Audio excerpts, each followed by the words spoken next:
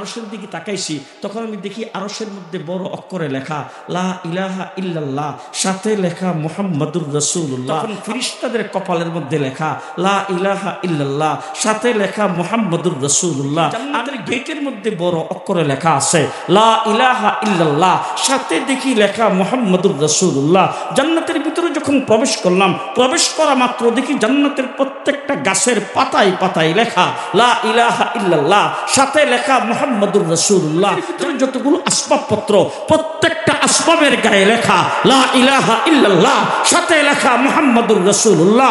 জান্নাতের মধ্যে পর্যন্ত যত খাবার দ্রব্য আমার সামনে আসছে, সমস্ত খাবারের লেবেলের মধ্যে লেখা লা ইলাহা ইল্লাল্লাহ, সাথে লেখা মুহাম্মাদুর রাসূলুল্লাহ। আমার আল্লাহ রাব্বুল আলামিন আদমকে ডাক দিয়ে বলেন, আদম তুমি কি চিনতে পারো নাই? বলে না, চিনতে পারে নাই। আল্লাহ বলেন, তাকে যদি না বানাইতাম তোমারও বানাইতাম না।